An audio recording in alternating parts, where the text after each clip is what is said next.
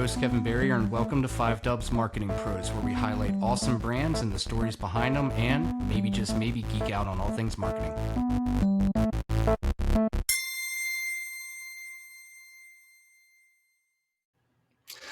All right, let's dive in. So today we're going to talk about an inspiring institution with a rich history that's been a cornerstone of education and empowerment for children and youth. Specifically, we'll be talking about an incredible annual event that's been branded as the See Beyond Festival, which immerses the community in an experience that gives a shared understanding of the challenges and triumphs of adaptability firsthand, and celebrates inclusion and empowerment through interactive adaptability activities and much, much more.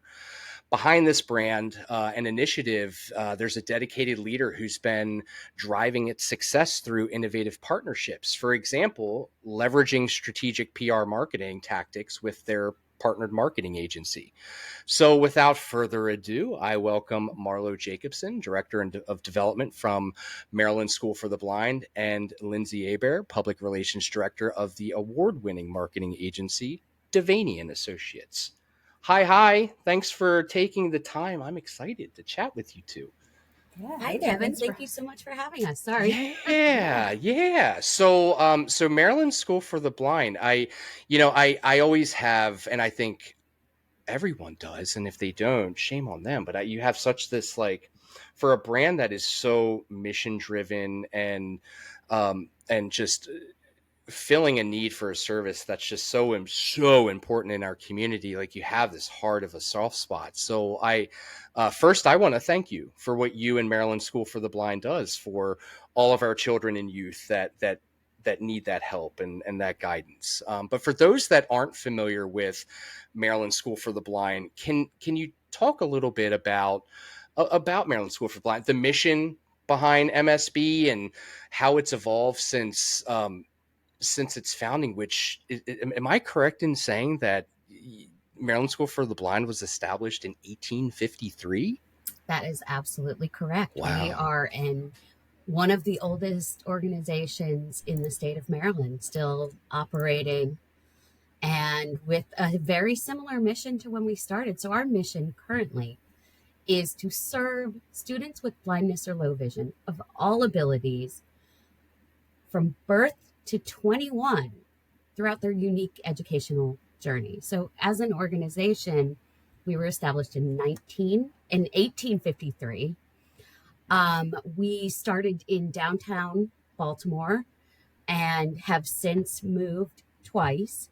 Once to what is now the North Avenue Baltimore City Public Schools complex, and then again here to Overlea, where we have a 95-acre campus that spans Baltimore County and Baltimore City. Like I said, our mission hasn't changed a lot, but our student body has. So when we started in 1853 and when we moved here in 1907, we were a very different organization. We were serving people from all over the state of Maryland, but mostly we were serving people who their only disability was vision loss. Today, the students we serve, about 96% have multiple disabilities.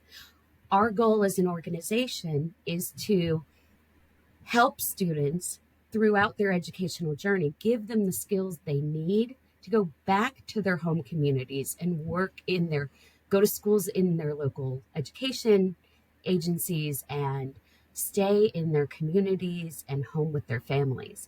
Our goal was, I think 170 years ago, we were where our students lived full time. They came to us, they lived here, they worked here. We had entire industries that were supported by student labor.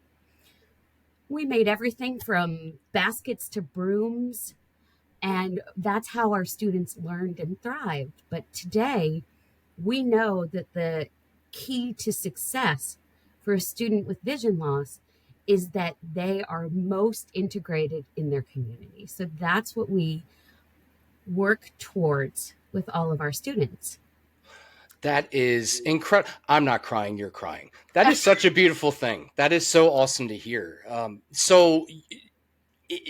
I have to imagine that as you are equipping and educating your student base, there's also a need to help educate and communicate with their families. Yes. Because it's uh, a very foggy path, right? It's hard to. I'm a dad, and I try to put myself in the shoes of like how would I navigate this? When as you're working with parents of your students, what does that look like? And how do you work with parents in that respect? Well, it varies. It depends on the student and their needs and the stage of life. So we work with parents from, like I said, from birth. So we are sent out by different health organizations when somebody is diagnosed in the hospital as early as, a newborn, infants and toddlers services. We have staff that go into families' homes or in their communities and start working with them on tips and techniques on how to best work with their child. So it starts at birth and it goes through 21. We work with parents in every aspect. So, what we teach students in the classroom, we also make sure it transitions to the home. So, we have staff who will go into into the home situation with families and say, okay, this is how we showed your child how to make their bed. Let's see if they're doing it. And, they do a lot of check ins and a lot of consideration given to making sure the parents are kept abreast as best possible of what their child is learning and that they're taught along with their child. Now, that's challenging and it doesn't work perfectly. It is something that takes a long time. And as a parent, it is really hard to be involved in your child's education. And it's 100 times harder when you have to learn everything from the ground up. So, our students are not taking in the visual information that another student might take in. So, learning things, anything, requires a great deal of explanation and understanding and tactile learning. Yeah, so it sounds like, and this is probably the great undersell, but it's you're beyond full service, which is incredible, and just the resources that are needed to be able to do that have to be astonishing. And I think as you're educating, obviously your student base and their family and how to navigate, it's also important to educate the community at large on um, uh, you know, just educating. I don't want to say struggles and triumphs, right? But it's there's this. In my mind, I see it's just there's this wide spectrum of just all of these things that really need to be learned and understood to really understand the importance and the need for adaptability and just to kind of move the mission forward, so to speak. And I'm super excited about this because I've looked a little bit into the Sea Beyond Festival. I haven't had a chance to go, but it sounds like such an amazing event that when I think about it, like from a marketing lens, it's like it's brilliant. It's just a brilliant effort, and really Aw, a selfless thanks. effort. Yeah, no, I well, so you're from what I understand, there's a grade of like you are immersing the community in the shoes of your student base, and maybe I'm wrong on that, or maybe I'm undersimplifying that, but you're providing a I feel well. You tell me. Tell me a little bit Sure, more, and tell sure. everyone about the festival, what it's all about. Yeah, and I I wouldn't say that we're immersing people in our students' shoes. I Okay. think because there's no way that you can experience the world the way someone else does, period. let Very alone true. somebody with a visual difference. Sure. But what we are doing is introducing everybody who attends and even people through the media, however we can reach them, to a few simple concepts. One is adaptation, and that adaptation doesn't make something easier, it just makes it work for somebody who has a different need. And accessibility, and how essential those two things are for a thriving community to work together and be inclusive of all of its members. So that is the number one goal. Now, it started out as fun. I went to a beat baseball game when I started here, and I was like, that is so cool. How does nobody know this is a thing? And I've lived in Baltimore my entire adult life, which is a long time. And I did not know about the Maryland School for the Blind. And I've been a fundraiser in this community for 25 years. So because I didn't know about it, I figured a lot of other people might not, because this is kind of my wheelhouse, working with organizations. And as I got to know more about, adaptation and accessibility, I found that this is like an ideal, fun way to bring people in to understand it on a deeper level. So by experiencing something, and the theory that if you meet somebody who is blind, you understand it a little differently. Now, there's a saying in the blindness community that if you've met one blind person, you've met one blind person. There Okay. are no two people who are alike, just in any community, as well as. But so we want people to experience it personally, understand it, kind of take that in, because walking away, just trying one of the sports activities. My favorite is when, professional athletes try some of these sports with eye shades on. In blind sports, athletes compete with eye shades to level the playing field so everybody has equal sight, which is zero. It is, they are blackout eye shades. Oh, wow. So we thought it would be neat to let everybody experience that, to level the playing field for everybody and let them try the different sports. And when you and when you do that, after someone goes through that exercise, like what do you hear? What's the typical response that you hear back? The typical response is, that was really hard at first. Once I kind of figured it out, it got better. And then the response from us is, there you go. Every human can adapt. That's what we wanted you to get. That's all we wanted you to learn, is that we're all adaptable, and with the right adaptation, you can play too.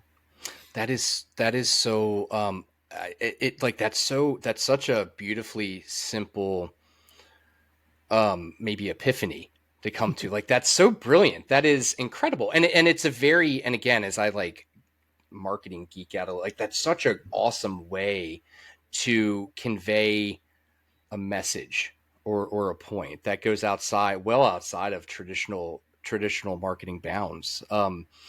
And from what I understand, so the See Beyond Festival. So how many years has the See Beyond Festival been going? From what I understand, it's relatively new, maybe a few years. Talk a little bit about that.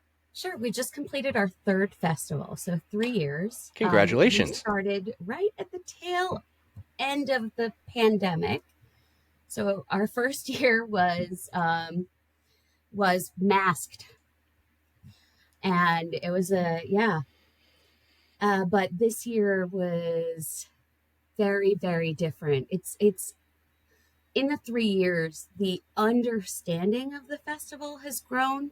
So it's really neat to kind of be in the community now and hear, oh, Maryland School for the Blind, you do that thing where they wear the eye shades. Oh, I just got goosebumps. Because that's the touchdown Right. from a marketing perspective. It's like that word of mouth, and um, I'm assuming Miss Lindsay, that's where Yes. you have come in I know we love to. hearing that. When I hear that, I'm Yeah, like, I yes, saw. you're doing a job. Yeah. You just grinned from ear to ear. Mhm. Congratulate from one marketer to another. Congratulations. That's not an easy feat. So this is a spot where you both are coming in because Marlo, I think there's a spot perhaps where Maryland School for the Blind recognized that obviously it's important to get the word spread, and there's a lot of ways to do that. And from a PR marketing perspective, which is like in my opinion the unsung hero of just the marketing world. Because it's so impactful and so effective, but it's like a living organism. Like it always has to be worked and always has to be evolved. And um, Lindsay, talk a little bit about as you come into the mix and with Devaney and Associates to work with Maryland School for the Blind on their PR marketing. Let's kind of break it down starting from the beginning of like almost a discovery. Like, what did you recognize that the goals for Maryland School for the Blind in regards to this were? And then how did you approach attacking those goals to create the result that you were looking for? Yeah, so I mean, they came to us for the second year, the second annual event. I think it was just an RFP process that we helped respond to and were able to get and sat at a table with the MSB marketing team. And we were really excited from the beginning. And it was basically, the first event had been positive, had been successful, and you just were looking to grow it. They wanted more people in the general public to know. They wanted to better tout the event through the media before the event to help create awareness and get more people to come participate. And we were really excited about that opportunity. It was a great organization and a great event, and we love putting our efforts to help tout those that have great stories to tell. So it was definitely across different departments of our agency. I came in for the PR side of things, which was really covering the publicity for the event and some community outreach and some social media, just trying to make sure we had the messaging down and we were taking advantage of all of that, the earned media, so to speak, to help get the messaging out. Our media buying department, our advertising department also played a part in just helping to make sure that those dollars were being used effectively and helping to make sure they were getting the biggest bang for their buck, so to speak, when it came to some digital advertising and media sponsorships and those sorts of things. And we also helped a little bit with design work and creating some materials and some written materials in the beginning and social media content and those things. So just making sure that they really were taking full advantage of everything that was um, available to help put this event out there and create awareness for it. Yeah, because Devaney and Associates, as you're in here today, or with us today, I guess I should say, talking about the PR side of things, because you're the director of The PR PR. director. Yep. Yeah. So, but Devaney and Associates is a full service marketing agency from digital advertising to media buying, print advertising. I mean, it's Yeah. full scope, Website design, content development, the writing, whole all of it. nine. Yeah. Yeah. And award winning. Congrats Yes. on that, Thank which is you. awesome. Thank you. But with this, because I think PR marketing is such a, like I said, it's and maybe an unsung hero is it's not the right, but it's I don't think it's talked about enough. So I was super excited when you agreed to talk about it. Yeah. So again, thank you both. So you come in the second year or for the second year of the event, and it's amazing sometimes how RFPs will bring two people together for fate or two businesses Hmm. together for fate. So you recognize that we want to grow it, we want to expand its word of mouth, we want to make sure messages are clarified, and that takes a lot. That's an omni-channel approach, right? You have social media marketing, you have media buying, maybe some earned media, things like that. So for that first year, talk to me about the fruits of that labor. Talk to me about the growth that you saw, and Marla, you too. Talk to me about the growth that both of you saw in your respective perspectives on uh, how you saw that pan out. Because from what I understand, it was, I mean, pretty big growth, right? Yeah. So, I mean, one of the goals that was expressed to us when we came on board was they really wanted to get more media coverage of this event in advance of the event to help boost attendance, help boost awareness of it. So that's really where we focused our time and effort. And it was really just we try to be as proactive and as strategic and as possible in how we approach the media. So I think, gosh, the first year we usually it was just January, February. We started reaching out with messaging to try to start educating the media about this event that was coming up in late April. And it's really getting those information together and rolling that out there, and helping to identify different opportunities and getting as much coverage as we can leading right up to the event. And last year we had a really a large boost in attendance last year. That's Yeah, awesome. it And was, sorry. go ahead. Sorry. No, tell me. Lindsay's underselling this here. So the the the truth is we wanted to work with Devaney years ago, but I, being the cheap person that I am, said, "Oh no, we can never afford to hire a firm for anything." Once I learned the mistake that I had made by going the cheap route and trying to, to cobble together everything on our own with another firm, etc. We were so lucky to work with Devaney because the media attention that we received was doubled. The social media traction was phenomenal. I mean, unbelievable. And their knowledge, and the partnerships they developed. We had media partners for the first time ever with places like the Baltimore Fish Bowl, which I would have never looked at. But my goodness, the results from them were the greatest I've ever seen. Shout out to the Baltimore Fish Bowl. They are a member of our humble press association and an amazing group to work with. That's awesome. That's Yeah, awesome. they See, were a great fit. And that came from our media department, from just knowing the target and knowing that we were reaching for families in this area and knowing that that Fishbowl would be a great outlet for it. And I think, Marla, like you, I'm not sure you were as familiar with them when we started and first suggested that outlet, but now it's been a great partnership between you and them. Yeah, I was a reader before, but I mean, I can't say enough about the positive impact that they have had, but also other outlets that I hadn't thought about or wouldn't have ever tried to approach. They did everything that, and this year doubled down on everything. So the partnerships were larger, and the in kind media was almost triple, I want to say, or double. Um, and then as we're developing more and more partnerships, we're finding things are changing. We've got volunteers coming out of the woodwork to volunteer. We had over 120 volunteers this year who were not staff. wow. Um, Wow. That's yeah. incredible. I mean, that's And our wow. sponsorships, our corporate sponsorships are doubling, and people just, the impact of the work that they were doing in every aspect. Yeah, our social media following went up 1,000 people within the first month. All of these things, this whole snowball's growth. Unfortunately, this year it rained, but Can't control the weather, unfortunately. But that's incredible. That man, it's congratulations, Lindsay, and well, both of you. But I mean, that is like a home. That's a grand slam. Honestly, Yeah, and that's again, we knew it incredible. was a great product and a great mission and a great organization, and it's just getting the message out there in front of people. We knew it was something that people would want to be a part of if they had the opportunity, and that's proven to be right on every front. Yeah, and you talked about you said a moment ago that you wanted to be strategic and tactful in reaching out to media, working with media in a variety of ways.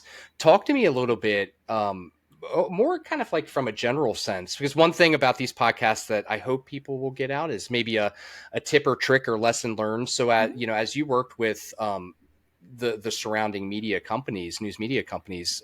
Talk to me a little bit about that strategy. Mhm. What were things that you were considering, or how did you approach news media in a way that made them the most receptive to want to talk more or cover the event? Well, we start with geography, right? That's the easiest way. So, kind of knowing where the School for the Blind is located, and we knew it was we were looking at the major Baltimore media, Baltimore City, Baltimore County, and then the surrounding counties in the major Baltimore area. So, that's the easiest way. We built a really in-depth list of all the outlets we could find, and we didn't rule anybody out. So, whether they're online, digital, broadcast, TV, radio, we had everybody. We narrowed it down to about 34 outlets that we came up with on our list. And I think total there were probably closer to 100 contacts at all of those outlets, but we started with about 34 outlets. And then you need to look at when they come out and what kind of outlet it is. So then we sort of segment the list into who are our monthlies, who are our weeklies, who are our dailies. And that plans your outreach. We know, for example, that the monthly publications, the Baltimore's Child, the Baltimore Magazine, they've got much longer lead times, right? So if we want to get into those publications, probably those event calendars are the most valuable ink that we can get in those kind of pubs, because parents get them and people get them and they flip through them and see what's coming up for the month in the community. But that outreach had to start in February, right, to meet their print out deadlines and to try to get highlighted in those community calendars. So strategically, the calendar listings are one of the more simple, but like the most important things that we do. And we always start with that first, just to make sure the date and the details are out there. And then you start looking at, okay, well, what comes out ahead of time? For a community publication like the Avenue News that covers the segment of Baltimore County right around the school, we knew we had a good chance of getting a pre-event article in there. We know we have a good relationship there, and if we send them the details and it's well written and we get them some compelling photos from last year, we were able to secure a nice, the Sea Beyond Festival is back this year coming up article.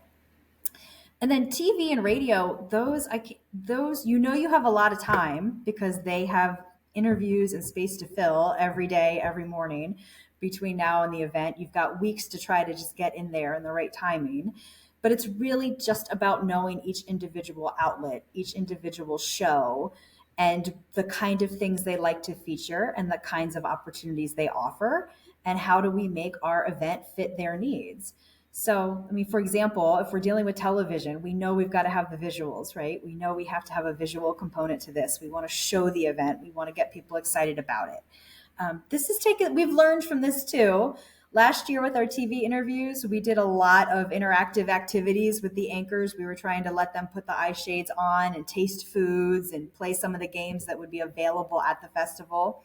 It was fun. It made for some fun segments, but we also learned that was really hard to accomplish in a 3-minute segment and get all of our key talking points in about the event. So this year we walked that back a little bit and had less trying to happen in the segments and focused more on just making sure that we were saying the things that we wanted to say. But we also knew that the sports were a huge part of this event, and we knew that they made great visuals. So we did work a lot to try to get the athletes featured and to try to have those kicking soccer balls in the background and showing how baseball works and showing how lacrosse works when you are not using your vision.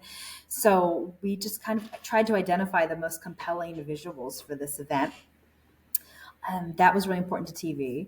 For radio, you usually have a pretty brief airtime to talking about an event. So I really feel the key there was just making sure our spokesperson, and in most instances it was the school's superintendent, Rob Hare, just making sure that he knew his mission and was prepped well in his talking points and what we wanted to say about the event and our calls to action and what we wanted people to get out of this 2-minute conversation on the air. So just making sure that he was really well prepped. But from a strategic, it's knowing that we have what assets we have to offer, what visuals, what spokespeople, what can we offer to the media, knowing when to go about it, and timing wise, just making sure we had lots of time to get the messaging out there and to follow up, because the media is busy and we're competing with a lot of other people for airtime. So just making sure that we had lots of weeks of time to follow up and stay on people's radars until those media placements came through.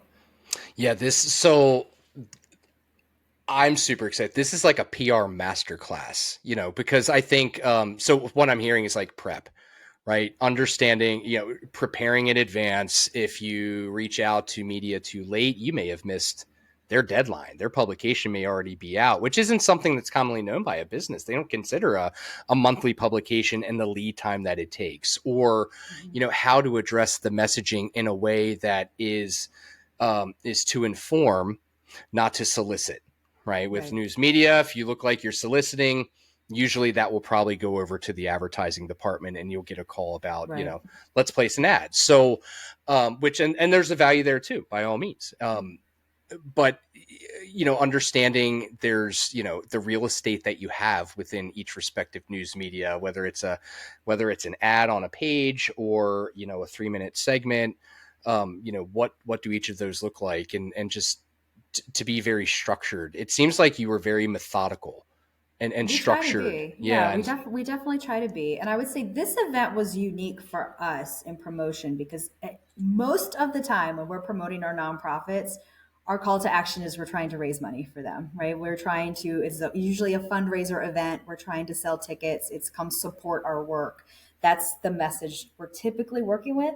And this event was different. We weren't selling a whole lot other than sponsorships to support the event, but we wanted people to come for free and just have fun and enjoy and learn a little something in the process. And it took some educating on the media too to help them really understand what this event was meant to do. And we would still show up of we'd show up for an interview and the anchor would say, okay, well, how much are tickets and how do people, and what do you do with the money raised from this event? And we're like, no, that's not what this is. So just having to go through those messaging and really, I think we've made strides this year. When we came back the second year, I think more people have gotten their heads around it and really understand. So we can definitely see that learning curve shifting.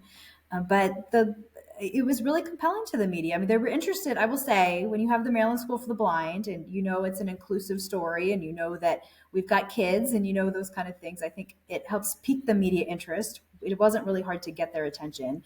I think it was harder to just get them to really understand the key messages we wanted to relay in promoting this event. that's interesting. Yeah, because you can see that obviously the brand and all the great work that you do in the event, like the bones are incredibly strong, right? But it's news media can be under resourced and time starved, right? So it feels quick, right? It feels quick, and I can definitely empathize with them there. What I love hearing is that year after year you're taking lessons learned and you're applying them to subsequent years. I think that's a lost art of just optimizing, a campaign year to year. It's not always just do the same thing. Marlo, as you go through that process okay, let's look at last year and what can we learn and apply for this year. I'm not asking to give me any exclusives or breaks, but you just had your event not long ago. When was this year's event? Just about 3 weeks. 3 weeks ago. Yeah. Yeah. So you're right on the heels of that. What are some things that you've learned from this past event that you are excited to apply for next year? Probably the top line would be message refinement and practice, practice, practice with everybody who is speaking about the festival. But really, I feel like we finally got to a place where people understand the message we're trying to deliver. So after 3 years, they're like, oh, okay.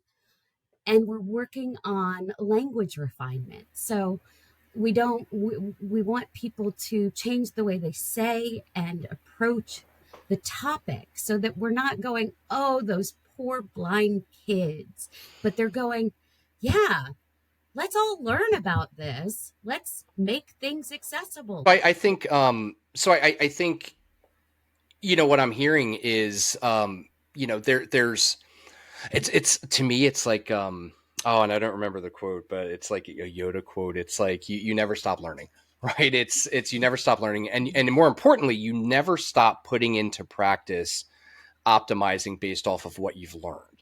Right. So I'm super excited to see and attend. I will be there next year. I know, and I'm sure it's going to be in May again. Is that right? Is it usually the same time a year, or? It's usually the last weekend in April. So next year, I believe it's the 26th, April 26th. Okay, April 26th. All right, you heard it here first. I will say that in a conversation with a staff member at the Maryland School for the Blind, a really eye-opening thing that was said to me was that, it's not the disability that creates the barriers for our students. It is Yeah. the lack of accessibility in the community.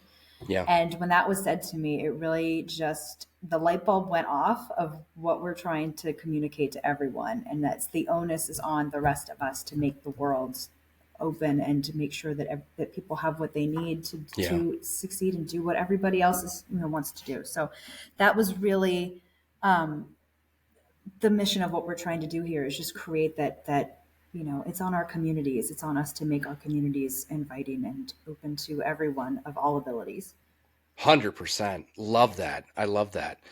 So Marlo, so events aren't easy. I know. We just held an event that is so much smaller than the Sea Beyond Festival, and I was winded. I will admit. I mean, I was pretty exhausted. So for businesses or organizations that either are in the event space but are kind of limping through, or know that they want to get into the event space as a matter of communicating their message or otherwise, educating and informing. What would be like the greatest piece of advice that you could give someone if they're looking to either get in or just make their event better? Include more voices than you think you need in the planning phase. Ooh, that's great. We started off with a committee of like 30 staff. And by year 3, we no longer needed a committee. We had it down, but we still involve everybody in the conversations and the decision-making process. That is kind of unique to the school and to a nonprofit way of thinking, but the more diverse opinions and ideas that you pull together, the more likely you are to capture a broader audience and engage people in a more natural way. Oh, I love it. I love it. Bring in more voices than you think you need. That's awesome. Lindsay, what about you in the hat that you wear, the many hats, honestly, that you wear for the world of PR marketing? What would the greatest piece of advice you could give be? Oh gosh, in promoting an event, I would say just start early, be persistent, follow up, and know the opportunities that you're seeking. Like, know what it is that you want the media to offer you so that you can package what you have in the way that they'll want to hear it, in the way that they'll want to receive it. I mean, our job is to make the media's job easy by saying, I know what you want in this morning news segment, and here's what I have. Here's the visual, here's my spokesperson, here's our messaging, and we will make all of this as easy for you. I have a awesome team who's ready to go and get up early and come out and make all of this happen for you for a great interview. So just be willing, be willing, be on board, and make sure your spokespeople know what it is you're trying to communicate in that message. So know your messaging, know your audience, know the media, and start early, I think would be my biggest pieces of advice. Well, I'm going to add one more that you bulleted out. Make it easy. Right. Make it easy for those that you're working with. It's news media they are on 24/7. They are time starved, resource starved, and doing so many great things in our community, helping to know what the messaging is, make sure that your collateral is the way it needs to be. I mean, that is so much more important than I think perhaps businesses realize. So that's great. I mean, we know, I assume when a producer or a reporter or an anchor comes into an interview, I assume they've had no time to prep. I just like to assume that they've read nothing that we've sent them and they don't know anything that's going on in the interview. That's not always true. Some of them are lovely and they're very prepared, but I just assume they're not going to be because they're busy and they're always jumping from one thing to the next. So I make sure our people are prepped. Let's be prepped. Let's know exactly where we want to be. Let's make sure the lighting is good. Let's have a rain plan if it rains that morning. Let's just be as prepared as we can so that we make their job very easy. And then that makes really fruitful partnerships with the media. I think they appreciate that. And it just makes everything run more smoothly when these interviews happen. That is amazing. Man, we should charge for this episode because the information you're giving is incredible. Both of you. I just want to say ditto. Everything you say applies to the same for planning an event. It's all, yeah, she nailed it. Make it easy for everyone to participate or to help with it. All Yeah. fantastic. You prepared for this, didn't you, Lindsay? It's a testament. Try. That's a testament to your own advice. That's amazing. No, that's incredible. I mean, PR marketing is so nuanced and amorphic, and it can be ambiguous at times, and it can be so honed in at times, and it's like this living organism that it's so interesting and fascinating to hear what you do. And I'm sure at times feels exhausting too. And Yeah. but you continue to I mean, fight the good what's fight. hard is there is a lot of it that's intangible and hard to measure. I mean, we can measure the number of media placements and we can judge attendance at the event, but some of those things, so much of it you can't capture. I mean, we had last year for last year's event, we did a segment on WBAL TV where we featured the Maryland School for the Blind's Muddy Fingers Garden Club. It's their preschoolers come together and learn how to garden and do plants. And we had like the most adorable student there doing his gardening. It was great. That is the And cutest name I have ever heard. yeah, I love it. and I was standing at the event, a week later, I was standing at the event at their station, the Garden Club station where they sell the plants. And they told us that a woman had come up to the desk and said she saw on the news they were selling plants and she came to buy as many plants as she could. And then she cleaned out a lot of their plants. So just hearing that, that's something we couldn't even, predict ahead of time. But she saw that segment and wanted to support and wanted to get the plants for her garden. And she came to support the preschoolers at the school. And even this year, just the CEO chatting with me, the superintendent chatting with me at the event said, the more people I've talked to today, they've all said they feel like this event was so well promoted. They saw us everywhere. They heard about it. And that's the stuff we want to hear. It's music to our ears. Definitely. Well, and I also, you bring up a really great point that I think is important to reiterate is not every piece of marketing has a drilled down uh, metric that can be, not absolutely everything is data driven. Usually top and mid funnel marketing, there is a little bit of ambiguity and understanding that exists, but that brand awareness aspect of, a full funnel marketing initiative that's the foundation. I mean, without that, there is nothing else. And I think as as businesses pull dollars closer to their chest or expect so much from those that they work with, I think it needs to be understood that like you said, not everything has that tangible measurement, but that doesn't mean it's not working. Hearing responses like you've heard is a huge indicator. That you all are marching this in the right direction. That's incredible, and I love the Muddy Fingers brand. That's so adorable. So Marla, talk to me a little bit about what's coming up for Maryland School for the Blind. So we're this episode will drop in about a week, so end of May. So from kind of that point on, June on, what's going on with Maryland School for the Blind? How can people support? How can they find out more about you? Talk a little bit about that. Sure. We're going into graduation very soon, which is live streamed. If anyone wants to see it, they can get the link from our social media. We check out our Facebook. That's where you find out everything that's happening. We have summer programming. We have some summer camps happening. And we are just wrapping up the year and getting ready for next year. We don't have a lot happening this summer that's public. But as we go into the fall, there's a lot of cool things that we're going to start opening up to introduce people to the work we do. You can sign up for a tour on our website. And if you've never been to our campus, I strongly recommend it. Not only is it absolutely beautiful, but we have some of the state-of-the-art accessibility built into the campus that has been funded by the state of Maryland. Our website is www.marylandschoolfortheblind.org. And you can find information there, find us, come visit us, take a tour. You won't regret it.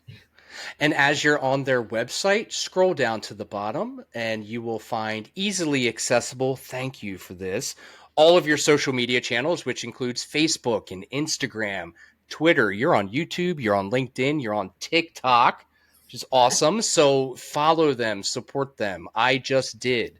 So you have a fan in me. I can't thank you enough for all the amazing work both of you have done for such an amazing brand. It's truly incredible, and thank you for sharing your story as we wind down.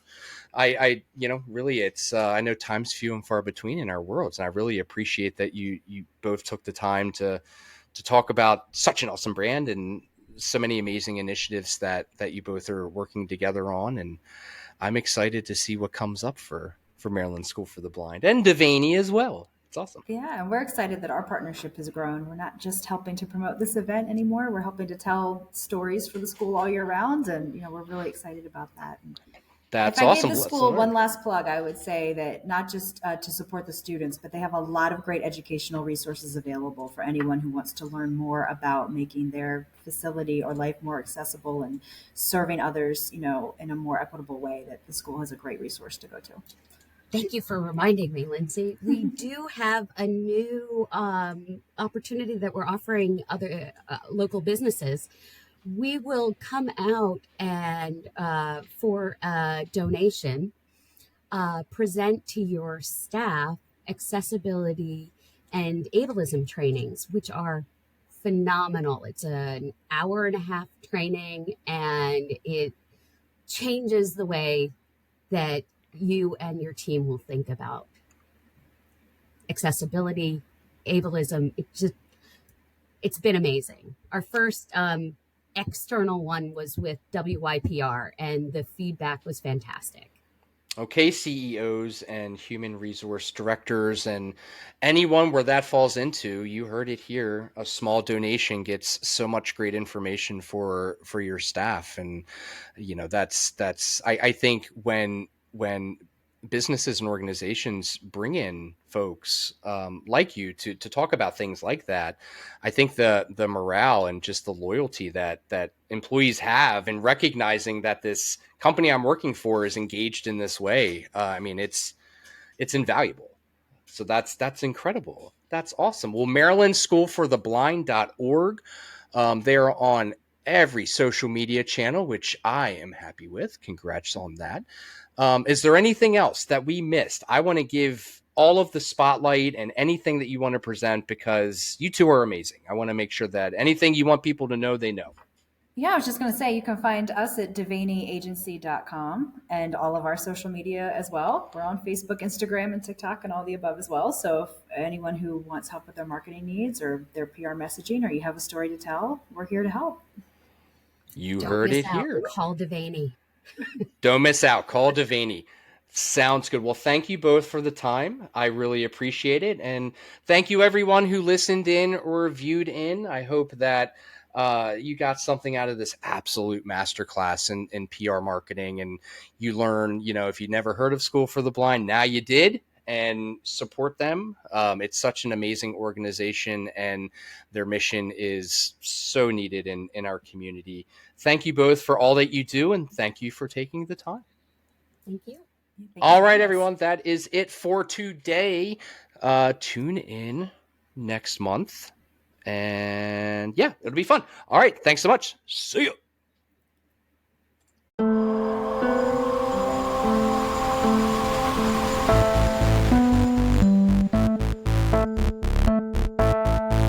Five Dubs Marketing Pros is hosted by me, Kevin Berrier. Our executive producer is MDDC Executive Director Rebecca Snyder. Post-production by Caroline Pecora. Our theme music is by Azulu Studio. A special thank you to our guests for being with us. You can find 5 Dubs and 5 Dubs Marketing Pros on Spotify or wherever you listen to your podcast.